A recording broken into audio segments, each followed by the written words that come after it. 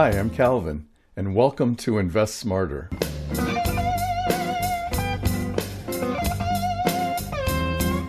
In part one of this series, we talked about why it's so important to save and how if you save early and often, time is on your side. If you haven't watched that video, please go back and watch it. In the second part of the investment video, we're going to talk about how to invest and why you only need two different types of investments to perform well over the long term. What are the two types of investments you need to concern yourself with? Well, it's pretty easy. There's risk, and we'll define that later, and then there's safety. And don't let anybody tell you otherwise. You need both in your portfolio. But before we dive into the differences between risk and safety, it's really important to remember this. To get any kind of return on an investment, there's always some kind of risk involved. Even safe investments carry some, albeit smaller, amount of risk. So what qualifies as a risky investment? Well, here's some examples. Let's take a look at them. Well, the first one, and you're probably somewhat familiar with this, is ownership in a company. You've all probably heard of stocks or equities, and I won't get into the details of how all that works, but if you buy a share of a company stock, you have a small percentage of ownership in that company. You're an owner. So those are risky investments. You can lose some or all of your money by investing in stocks or equities.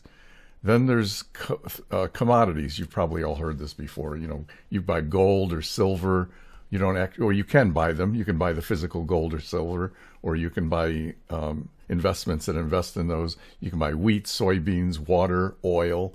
I think you get the picture. Then there's real estate. We're all familiar with this because we all live somewhere. So real estate, it can be houses, apartments, industrial buildings, commercial, or just vacant land. And these are very illiquid, but we won't get into that detail. And then there's currencies, and you notice I said foreign currencies here. I'm excluding U.S. currencies because we're actually going to use that in a different way. But I'm also going to include cryptocurrencies that many of you have heard about by now.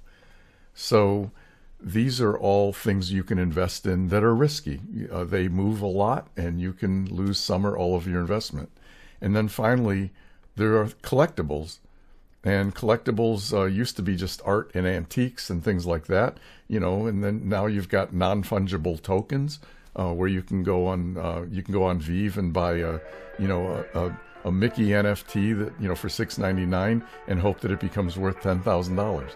Pokemon cards, I don't know if those are still collectible or not, but all that sort of stuff, sports memorabilia, all of these things are risk assets. So now let's go take a look at what constitutes safety assets or safety investments. So for safety investments, well, the first one on the list, and I'm doing these kind of in order of risk, are loans, and specifically loans to the U.S. government. So these carry the least amount of risk. And what you mean you're going to tell me that loans to the U.S. government are less risky than cash? Yes, that's what I'm going to tell you, and I'll explain why later. So for loans to the U.S. government, we have something called treasury bills. Those are very short loans. They're only 90-day loans. So they're basically considered risk-free, if you will. The likelihood that the government's not going to be able to pay you back in 90 days is very, very small. And you'll notice as I talk about the more risky types of government loans that what they have is you're going out longer in time. So 30 years from now, there's more risk in there that maybe the U.S. government won't be able to pay back your loan versus 90 days. There's very low risk. So as you go out longer in time, you take higher risk, if you will. So then next on this, so we've talked about treasury bills, which are basically risk-free.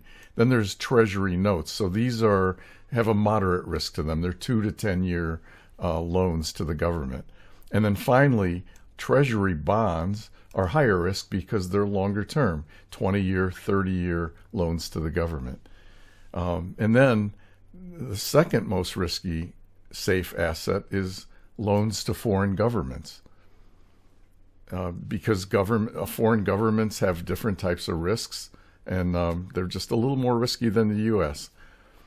And then finally, well, not finally, but we have loans to a company. So corporate bonds. Whenever you hear the word bond, just think of loan. If I'm holding a bond, I'm holding a loan to a company or a government. That's what a bond is. And they're safer than stocks or equities, but they still have business risk. So that's why they're in the safety side, but they're more risky than, let's say, loans to the government. And then finally, we have cash. And why is cash risky? Well, if you hold cash in your account, you're going to face inflation risk. So what is inflation risk? Well, just look at this picture from McDonald's back in the 1950s or whatever. You used to be able to buy a hamburger for 15 cents.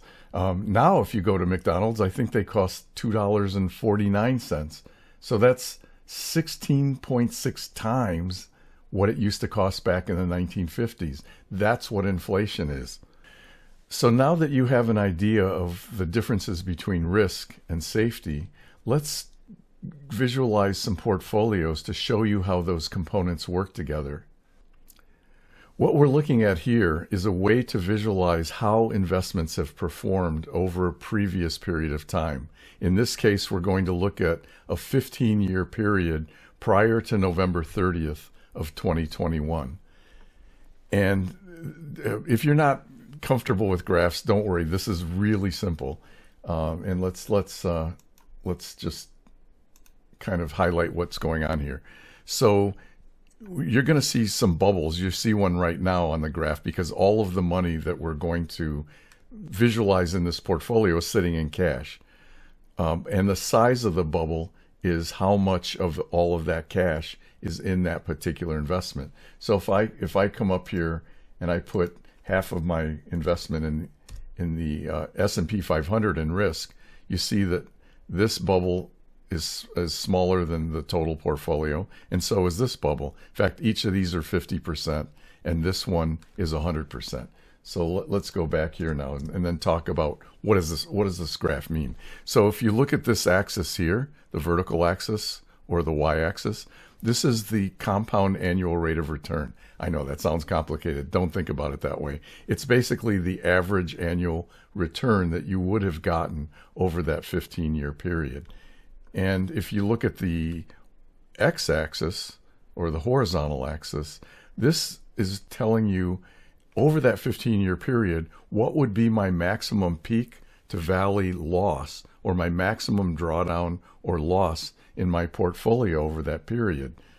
So you probably noticed when I put the S&P 500 on here, the S&P 500 had a 55% maximum loss, and over that 15-year period, it returned about 10.41% in terms of return.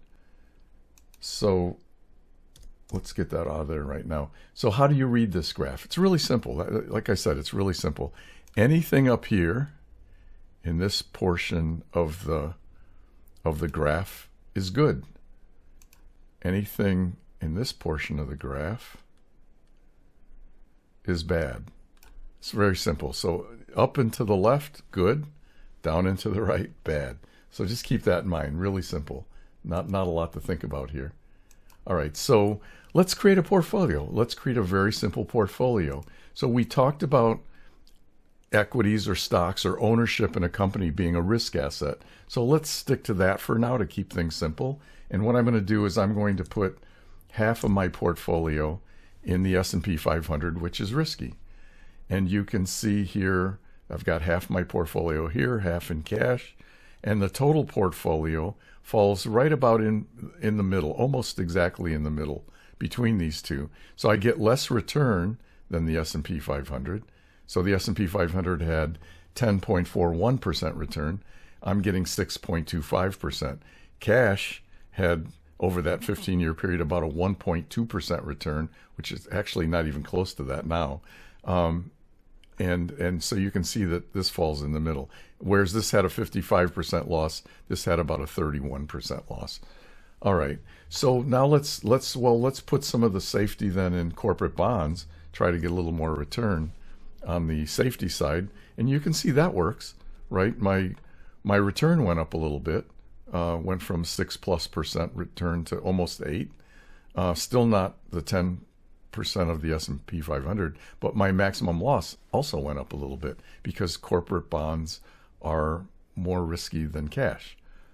So I added a little more risk in, got a little more return, and then my portfolio, again, falls right in between the two. This raises a point. One of the things that I encourage you to do is not reach for a return in this part of your portfolio, in the safety part. You really want the safety part to provide safety, not return. Return is secondary here. And you want to know why? Well, I'm going to show you why. So what if we take that 50% out of corporate bonds, because we figured, oh, corporate bonds will give me a better return than government bonds, and I put the 50% in U.S. government treasuries, treasury bonds, long bonds. Wow. Well, what just happened here? Well, okay, now my portfolio is giving me almost all of the return of the S&P 500 with less than half of the maximum loss. In fact, the portfolio isn't falling in between here anymore. It's actually performing better than either one of these components. So this is how you can create a very simple portfolio that you can hold over the long term. And notice here the balance. I have 50% risk and I have 50% safety. Now you can take more risk. You can, let's make this 60% risk and 40% safety. So you can do that, and you will get more return and more loss.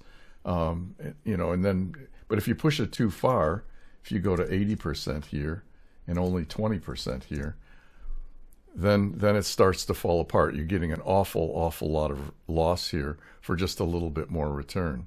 So keep a balance. My advice to you is when you start investing money, keep a balance of safety and risk, and your portfolio will perform better over the long term with a lot less heartache.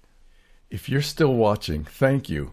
And please hit the like and the subscribe button. It really means a lot to me. That's all for now.